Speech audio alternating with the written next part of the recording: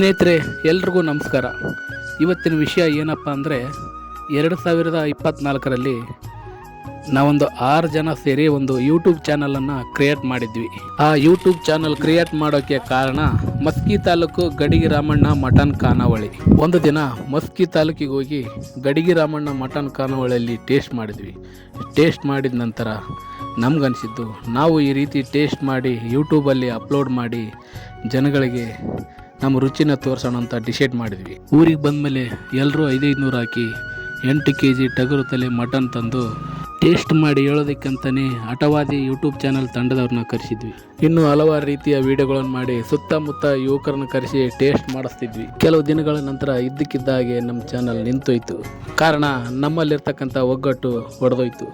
ನಾವು ವಿಡಿಯೋ ಮಾಡೋದನ್ನು ಬಿಟ್ಟ ಮೇಲೆ ಎಲ್ಲರೂ ವಿಡಿಯೋ ಮಾಡೋದನ್ನು ಯಾಕೆ ಬಿಟ್ರಿ ಅಂತ ಕೇಳ್ತಾ ಇದ್ರು. ಕೊನೆಗೂ ಅವ್ರಿಗೆ ಉತ್ತರ ಕೊಡೋಕ್ಕೆ ನಮ್ಮ ಕೈಯಲ್ಲಿ ಆಗಲಿಲ್ಲ. ಯಾಕೆಂದರೆ ಮತ್ತೆ ಯಾವತ್ತಾದರೂ ನಾವು ಒಂದಾಗಿ ಮತ್ತೆ ವಿಡಿಯೋ ಸ್ಟಾರ್ಟ್ ಮಾಡ್ಬೋದಂತ ಅಂದ್ಕೊಂಡಿದ್ವಿ.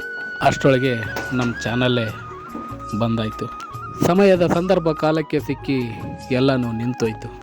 ಇಷ್ಟು ದಿನ ನಾವು ಪಟ್ಟ ಕಷ್ಟ ಕನಸೆಲ್ಲ ಹಾಳಾಗೋಗಿತ್ತು. ಮಾಡೋ ಕೆಲಸನ ಗೌರವಿಸಿದರೆ ಆ ಕೆಲಸ ನಮಗೆ ಗೌರವ ತಂದುಕೊಡುತ್ತೆ. ಧನ್ಯವಾದಗಳು.